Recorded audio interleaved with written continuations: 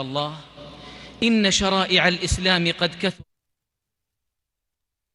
Last few days, the situation in the state right now, on what we plan to do over the coming few days. Okay.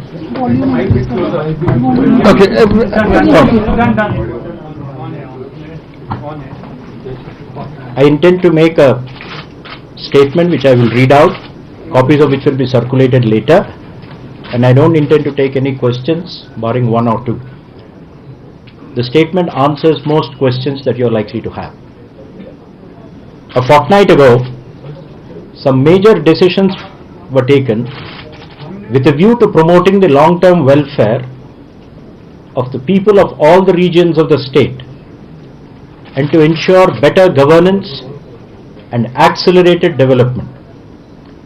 The government's approach was guided by the conviction that all-round development was the most credible solution to address separatist sentiments that were propagated by vested interests. Such sentiments were being used to legitimize a policy of cross-border terrorism that has cost the lives of thousands of inhabitants of the state and the country.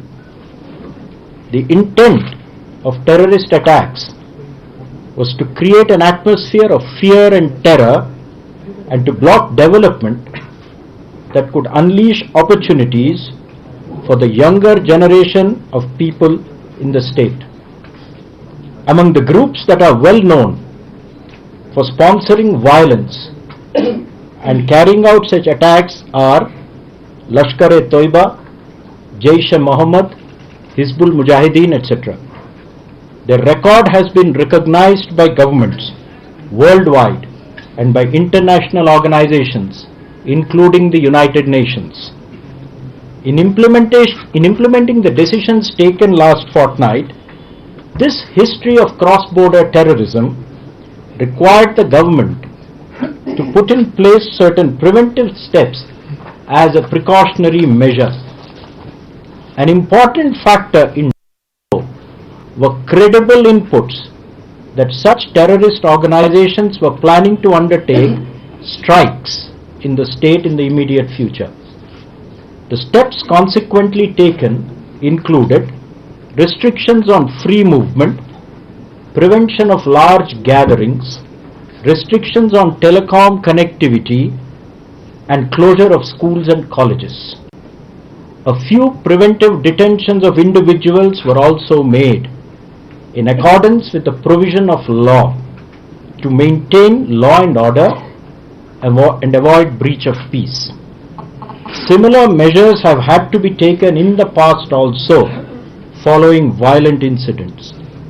This time, these measures have been taken by way of precaution only, keeping the safety and well-being of public at large. At the same time, steps were taken that there was no shortage of essential supplies.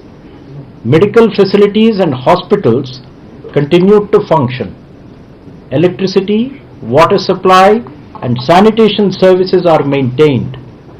Pilgrims going on Hajj and returning from Hajj were specifically facilitated, and people associated with providing all these services have free movement.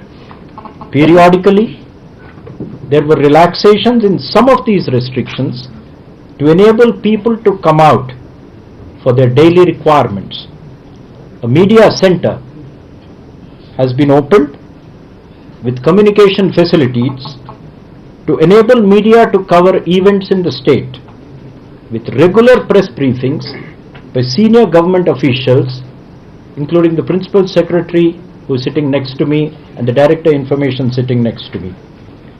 Sufficient number of passes have been issued to media persons to facilitate their movement and reporting by them. All major networks, satellite and cable TV networks are operational and newspapers are being published. There have been prolonged relaxations in the restrictions on Saturday and Sunday, that is the 10th and 11th of August, prior to Eid, so that people could do their Eid shopping. Relaxations were also given on the day of Eid to enable people to perform their Eid prayers, which was done in large numbers throughout the state. There were provisions to enable people to go around and meet their friends and relatives and exchange Eid gifts. However, some restrictions were required on 14th and 15th of August in view of Independence Day celebrations yesterday, for which the terror threat perception was certainly greater, particularly in the light of the statements from across the border, which most of you have seen.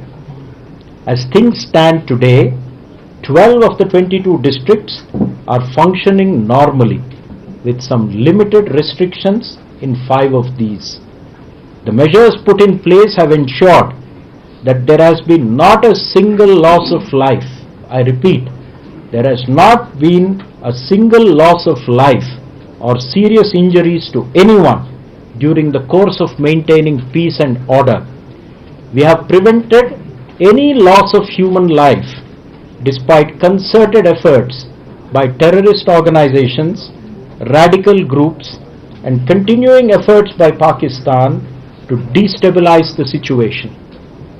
Keeping in view the evolving situation, as well as the cooperation of the people in maintaining peace, we are now taking measures to ease the restrictions in a gradual, calibrated manner. After today's Friday prayers, which the immediate reports has gone off quite peacefully right through the state, there would be an easing of restrictions in the next few days in an orderly way. Schools will be opened after the weekend, area-wise, so that children's studies do not suffer. As movement restrictions are removed, area by area, movement of public transport will be allowed in these areas. Government offices have been made fully functional from today, and the attendance in many offices is quite high. Telecom connectivity, which has been a point of sore concern, will gradually be eased and restored in a phased manner, keeping in mind the constant threat posed by terrorist organizations in using mobile connectivity to organize terror actions. Preventive detentions are being continuously reviewed, and appropriate decisions will be made based on law and order assessments. It is expected that over the next few days, as the restrictions get eased, life in Jammu and Kashmir will become completely normal. This is already visible on the roads to most of you, as the roads are full of regular traffic, and we expect to see it increase in the coming few days. The government appreciates that it is the cooperation of the people of Jammu and Kashmir that is critical to help maintaining peace and public order. Its focus is on the earliest return to normalcy, while ensuring that terrorist forces are given no opportunity to wreak havoc as in the past. Thank you. May I ask a question? What? These have been extraordinary restrictions over the last 10-12 days. But does the government have an assessment? You talked about terrorist threats and stuff. But does the government have an assessment about how the people of the state have taken the decision of reorganizing the state as well? Because there is a lot of anarchy. I am not getting into that right now. We are actually talking about the restrictions that have been placed and the gradual unrolling of those restrictions. As things come back to normalcy, all of you will have a better assessment. What you are telling me is anecdotal in nature, so whatever one is hearing is anecdotal. When things come back to full normalcy, one will have a better idea. 1 second. Yep, go ahead. You suggested that there are elements across the border which are trying to fan trouble in Kashmir. Right. And certain militant groups on this side, like Hizbul Jati, Lashkar-e-Taiba. So how do you categorize PDP and NC, whose leaders are behind the bars? Are they also getting directions from any side? I have named certain organizations. Our primary responsibility is to ensure that there is no loss of life. Most of you have seen the events of 2008, 10 and 16. What happened then and what has happened now. There has been not a single loss of life, and it is to the credit of the people of the state and the government and the security forces that they have managed to get over the situation very quietly with utmost calm and no loss of civilian life. What is being propagated from across the border is apparent to all, and there is certainly an attempt to ensure that peace and calm in the state are disturbed. The people of the state have been the biggest victims of all this, and my statement actually says everything. Okay, since you asked me about telephone lines, you will see a gradual restoration from tonight and tomorrow onwards. You will find a lot of Srinagar functioning tomorrow morning. BSNL takes a couple of hours to get back to action. Exchange by exchange, they will be switching it on. Over the weekend, you will have most of these lines functional. I'll stop it. That's it. Thank you. तो नाज़रीन, जम्मू कश्मीर के chief secretary की press conference BVR Subramaniam ने media से खिताब